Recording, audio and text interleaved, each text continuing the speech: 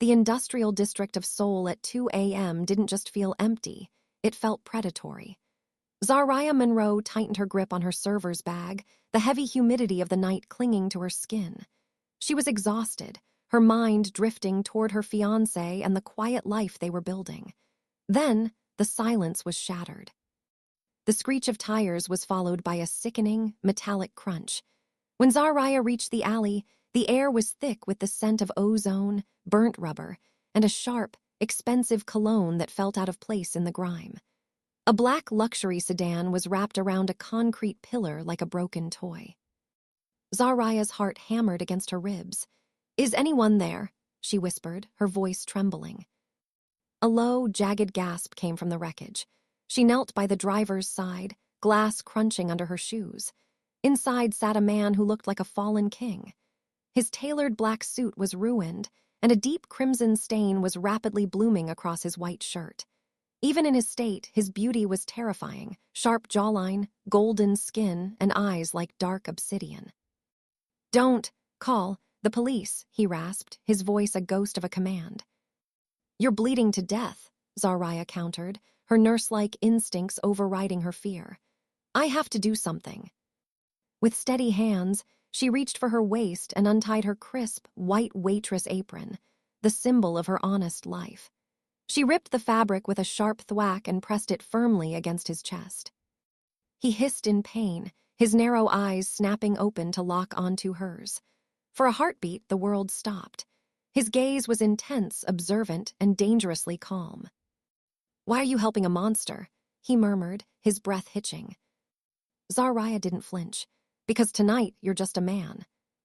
She stayed until she heard the distant wail of sirens.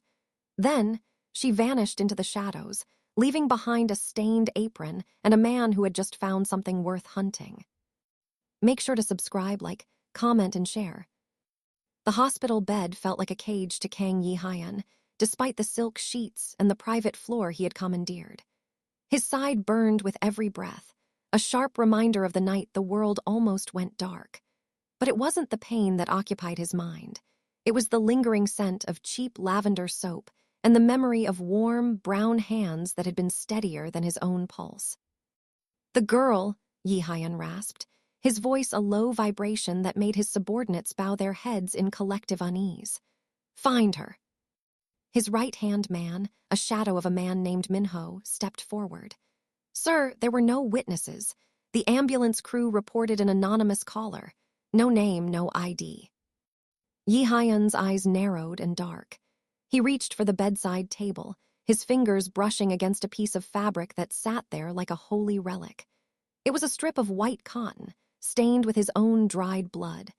He could still hear the frantic, rhythmic thwack of the fabric tearing as she sacrificed her uniform to save a man she called a monster. "She wore a waitress's dress," Jae-Hyun murmured, more to himself than to the men in the room. "Black fabric, white collar, professional but worn. She wasn't a nurse, yet she knew exactly where to press." He closed his eyes, visualizing the way her natural curls had been dampened by the midnight mist, and the way her heart-shaped face had softened with a pity he didn't deserve. "Search every restaurant within a 3-mile radius of the industrial district. Look for a woman with eyes that see too much. A woman who looks like she wants to protect the world, even the parts of it that are rotting." By the third day, the invisible king was no longer resting. He was a predator back on his feet, his tailored suit hiding the bandages that bound his torso. He sat in the back of a tinted sedan, watching the digital files flip across a tablet. Hundreds of employees, dozens of cafes. Then, a grainy CCTV still from a late-night diner caught his eye. There she was. Zariah Monroe. The name felt like a secret on his tongue. He watched the footage of her balancing 3 plates with effortless grace, her glossy lips moving as she laughed at a customer's joke. She looked soft, radiant, and entirely too innocent for the storm that was about to break over her head. "Drive," Jae-Hyun commanded. When the sedan pulled up to the curb of the Golden Spoon Diner, the air seemed to shift. Jae-Hyun stepped out, the sun catching the sharp lines of his jaw. He didn't head for a VIP table. He walked straight to the counter, his presence silencing the clatter of silverware. Zariah was tucked behind the espresso machine, her back to the door. When she turned, her observant eyes widened, the recognition hitting her like a physical blow. The tray in her hand trembled, just a fraction. "A cup of wine," Jae-Hyun said, his voice a calm, dangerous silk. "And a moment of your time, Zariah." She didn't move, her breath hitching as she looked at the man she had pulled from the wreckage. He wasn't a dying man anymore. He was a king who had come to collect a debt she never realized she'd signed for. The air in the golden spoon turned heavy the moment Jae-Hyun entered, a clinical coldness that seemed to freeze the steam rising from the coffee machines. For 4 days straight, he had arrived at exactly 1 p.m., a shark in a tailored suit circling a school of minnows. He never ordered food. He sat at the same corner table, his dark, narrow eyes tracking Zariah's every movement with a predatory patience that made the hair on her arms stand up. "Zariah, he's back," her manager, Mr. Henderson, hissed from behind the pastry case. His face was flushed with a mixture of awe and agitation. "The black cars outside are blocking the delivery lane, and the other customers are too scared to finish their soup. If this doesn't stop, I can't keep you on the schedule. You're a liability, girl." Zariah felt a cold knot of dread tighten in her stomach. She smoothed her white apron, a new one, though she still dreamt of the one she'd torn to shreds, and walked toward the corner booth. Jae-Hyun didn't look up from his folded hands until she was inches away. His presence was a silent roar, a quiet dominance that demanded the room's oxygen. "You're making a scene," Zariah whispered, her voice trembling despite her effort to remain professional. "My boss is going to sack me because of you. Please just leave." Jae-Hyun leaned back, the high sunlight catching the sharp, refined structure of his jawline. He looked at her not as a customer looks at a waitress, but as a collector looks at a rare, fragile masterpiece. "Then let him," he replied, his voice a calm, dangerous silk. "Why exhaust yourself for pennies in a place that smells of grease and desperation? You look like you were made for something better than carrying trays, Zariah."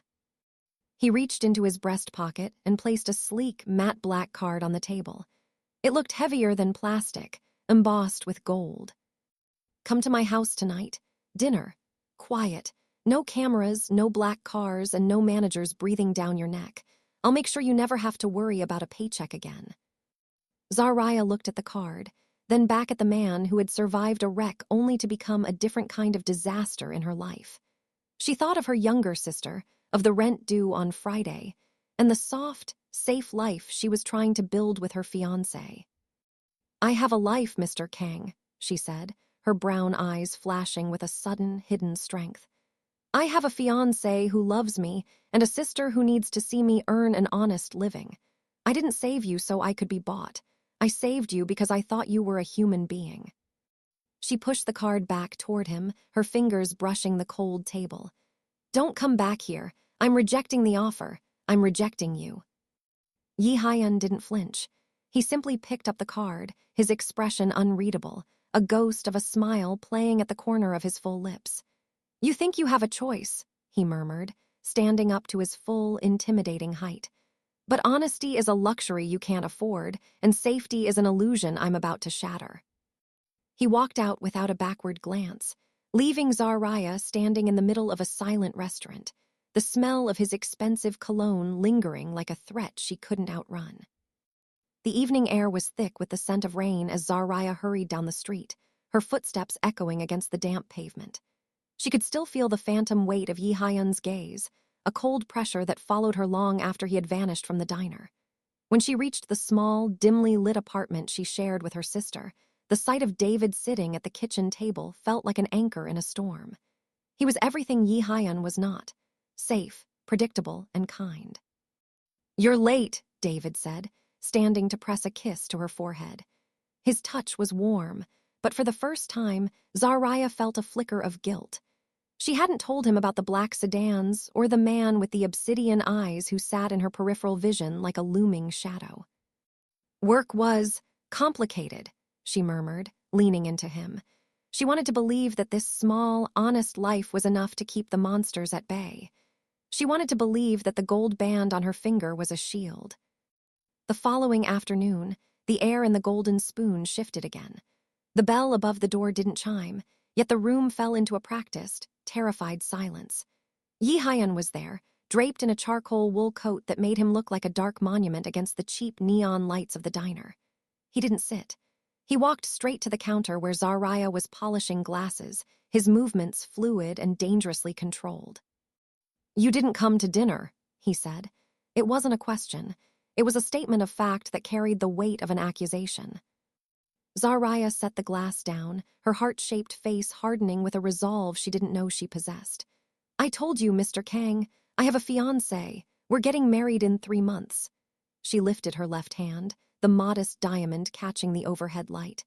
"I don't want your money and I don't want your world. I have everything I need right here." Jae-Hyun leaned in, his high cheekbones sharp, his eyes scanning the ring with a clinical, detached interest. He didn't look angry. In fact, his face remained a mask of elite refinement, but the energy radiating from him was a silent roar.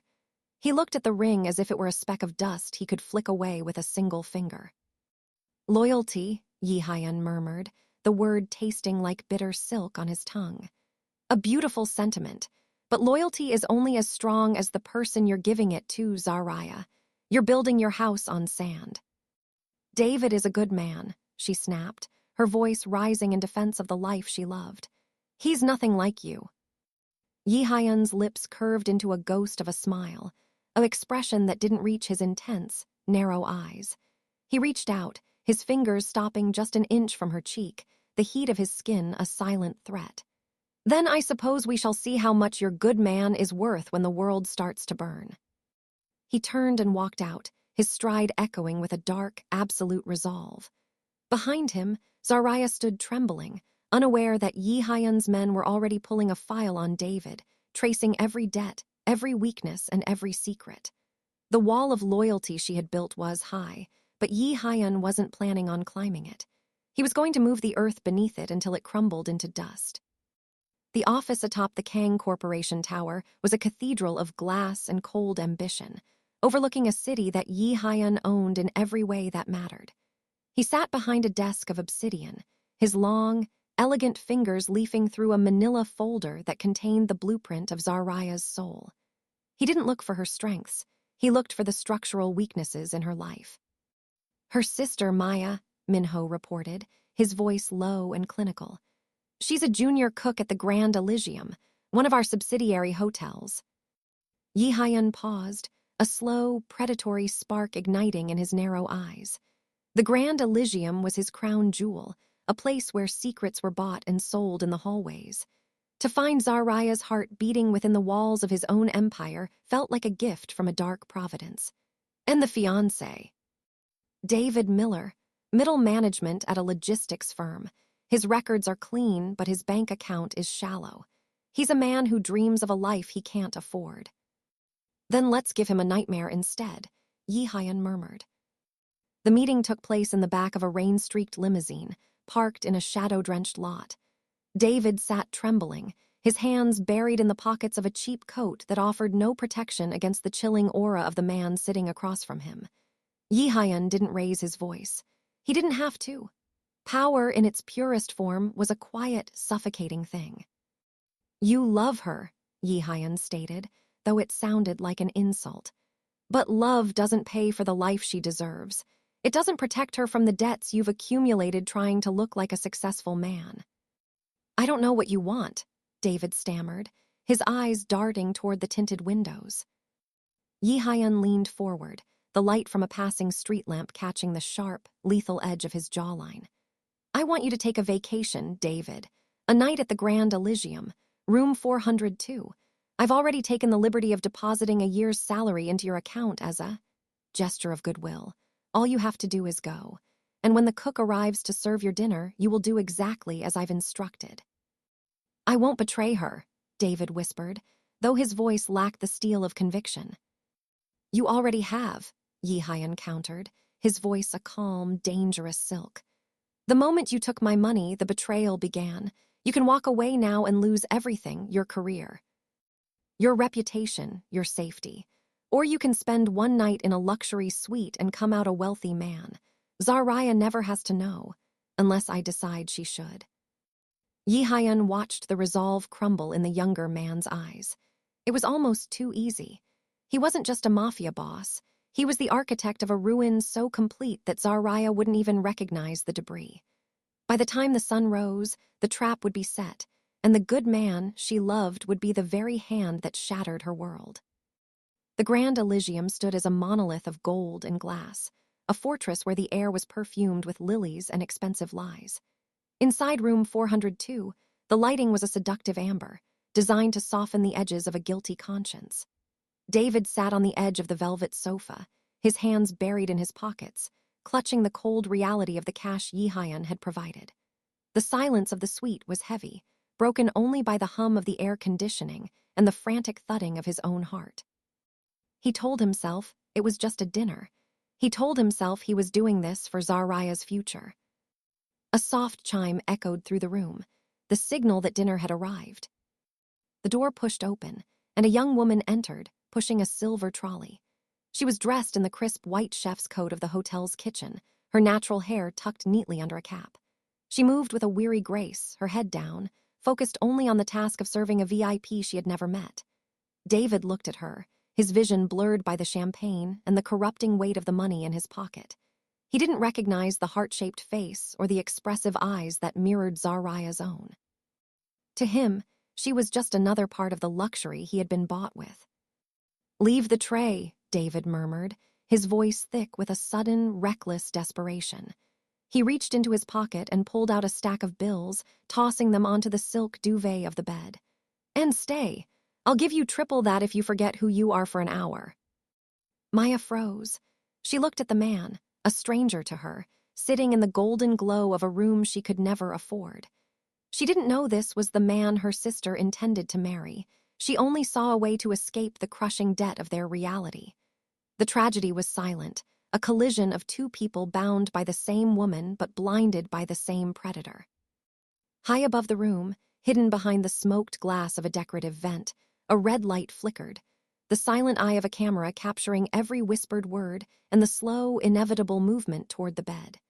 In his obsidian office, Kang Jae-Hyun sat in the dark, watching the high-definition feed with a terrifying, narrow-eyed calm. He didn't look triumphant. He looked like a scientist watching a predictable chemical reaction. "Men are so fragile," Jae-Hyun murmured to the empty room. He picked up a burner phone and typed a single, surgical strike of a message.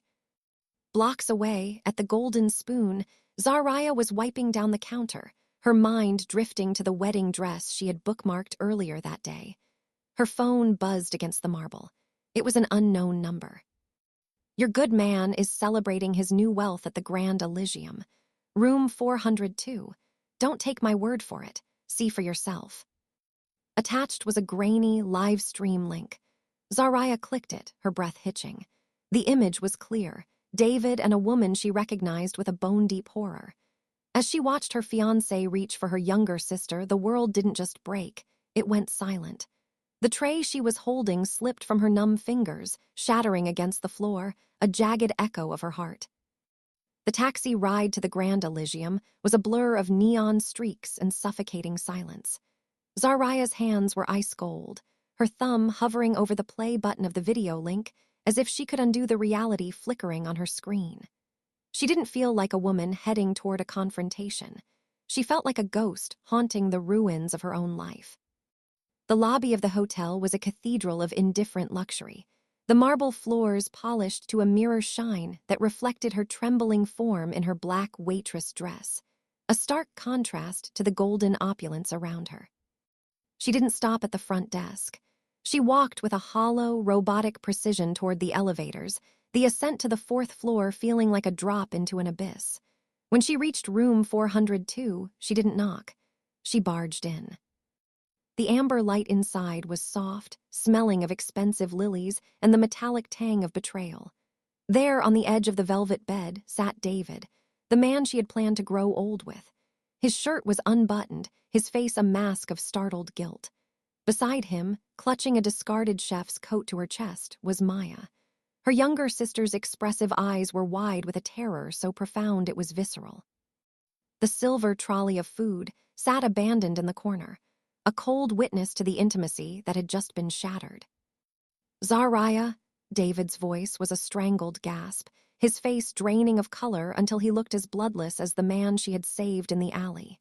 He stood up, the money Jae-Hyun had given him practically visible in the way he carried his shame. "It's not. We didn't know. I didn't know it was her." Zariah didn't hear him. Her gaze was locked on Maya, who was trembling so violently the gold earrings Zariah had bought her for her birthday caught the light. "My own blood," Zariah whispered, her voice barely a thread of sound. "I worked double shifts so you could have a life. I wore a stained apron so you could wear a clean one." "Zariah, please," Maya sobbed, reaching out, but Zariah recoiled as if the touch would burn her skin. She looked at the champagne on ice and the stack of bills on the nightstand. She didn't yell. She didn't throw a single glass. She simply turned and walked out, her heels clicking against the marble hallway like a death toll. As the elevator doors closed on their frantic apologies, Zariah leaned her head against the cool metal. Her world had turned to ash, but as she stepped out into the humid Seoul night, she saw the black sedan idling at the curb. The window rolled down, revealing Jae-Hyun's calm, narrow eyes. He didn't say a word. He didn't have to. He simply opened the door, inviting her into the only world she had left. The morning light was a cruel, clinical white that offered no comfort to Zariah as she stood before the golden spoon. She had spent the night wandering the neon-drenched streets, the image of David and Maya in that amber-lit suite etched into her retinas like a brand. Her uniform was wrinkled, her heart-shaped face pale, but she reached for the door handle, desperate for the mundane safety of her routine. It wouldn't budge. Through the glass, Mr. Henderson approached, his face set in a grim, fearful mask. He didn't open the door. He simply held up a cardboard box containing her spare shoes, her favorite mug, and the small framed photo of her mother. Beside it was a final paycheck and a typed notice. "I told you, Zariah," he mouthed through the glass, his eyes darting toward the street where a familiar black sedan sat idling like a silent predator. "You're a liability. Don't come back." The finality of the lock clicking echoed in the quiet morning air. In a single stroke, the invisible king had severed her tether to the honest world. She was no longer a waitress, no longer a fiancée, and no longer a sister. She was a ghost in her own life. She walked back to the apartment, her movements heavy, only to find her key useless in the lock. A bright orange eviction notice was taped to the wood, citing a discretionary termination by the building's new corporate owners, a subsidiary of Kang Corporation. Her belongings were already piled in the hallway, stripped of their dignity. Maya was nowhere to be found, likely hiding in the shame of her betrayal or tucked away in some other corner of Jae-Hyun's vast empire. Zariah sat on the floor of the hallway, her back against the wall, surrounded by the debris of her existence. The soft beauty that had always defined her was gone, replaced by a hollow, haunting stillness. She had tried to save a man, and in return her world was erased. She wept not for the things she lost, but for the fundamental lie she had lived. She believed David was her savior, and Maya was her soul. She believed the man in the car was a monster she could simply walk away from. She had no idea that every brick of her downfall had been laid by the very hands she had once bandaged with her apron. The rain finally came, a cold, relentless downpour that washed away the last traces of the woman who used to believe in happy endings. Zariah sat on the curb outside her locked apartment building, her knees tucked to her chest, her fingers curled into the wet fabric of her dress. The cardboard box of her belongings sat beside her, melting into a pulp. She wasn't just crying, she was mourning. Every sob that escaped her lips felt like a piece of her soul being exhaled into the indifferent soul air. The splashing of tires against the pavement signaled his arrival before she even looked up. A sleek black umbrella appeared over her head, cutting off the assault of the rain. The world narrowed to the scent of expensive sandalwood and the sight of polished leather shoes. "Get up, Zariah," Jae-Hyun said.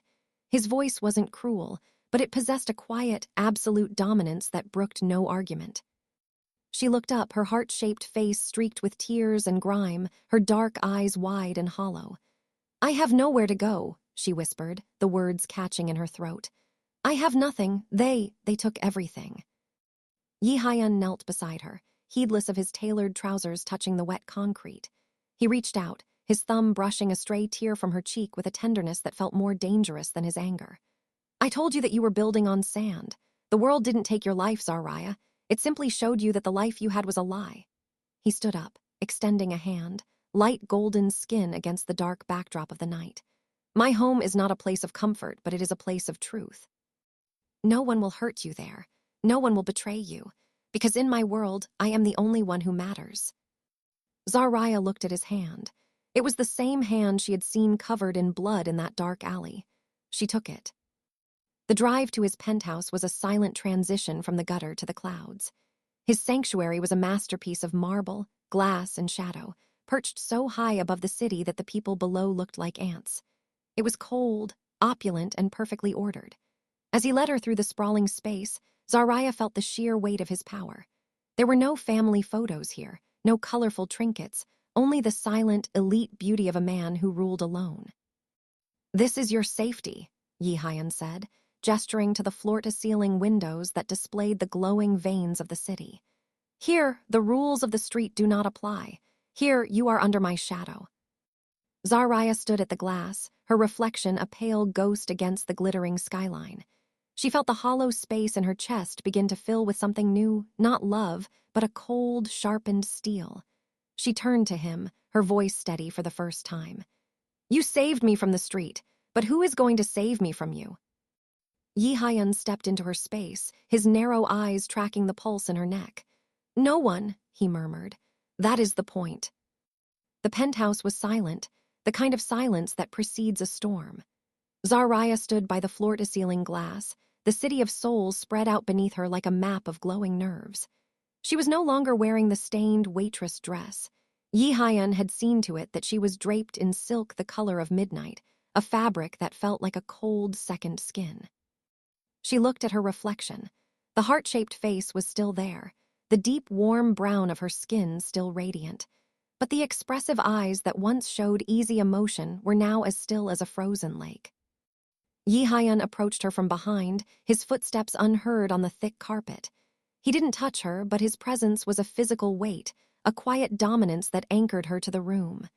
"You've stopped crying," he observed, his voice a low, vibrating silk. "Tears are for the woman I used to be," Zariah said, her voice steady and devoid of the softness that had once defined her. She turned to face him, the sharp lines of his jaw and the intense, narrow gaze of his obsidian eyes meeting her own. "You told me that in your world you are the only one who matters. You told me you could provide safety. But I don't want safety anymore, Jae-Hyun. I want justice." A ghost of a smile played at the corner of Jae-Hyun's lips, a flicker of genuine interest in his controlled face. "Justice is a pretty word for a dark thing. Tell me what you want, Zariah." She stepped closer, into the circle of his expensive sandalwood scent, her gaze never wavering. "I will stay here. I will be whatever you need me to be. I will live in your shadow and rule by your side. But there is a price for my soul." Jae-Hyun leaned in, his high cheekbones catching the dim light of the city. "Name it." "David," she whispered, the name no longer tasting like love but like ash. "He used my sister to destroy me. I want him gone. Not just out of my life, but out of this world. I want you to kill him." The air in the room seemed to sharpen. For the first time, Jae-Hyun looked at her with something akin to respect. He had spent weeks dismantling her life, expecting her to crawl to him for protection. Instead, she had emerged from the wreckage with a blade in her hand. He reached out, his long fingers trailing down the line of her throat, feeling the pulse that beat with a new, vengeful rhythm. "A blood pact," Jae-Hyun murmured, his voice a dangerous, intimate caress. "You want me to prove my devotion by ending the man who claimed to love you. I want to know that the man who owns me is capable of destroying the man who broke me," she replied, her eyes flashing with a hidden, lethal strength. Jae-Hyun tilted her chin up, his narrow eyes locking onto hers with a terrifying finality. "Consider it done, Zariah.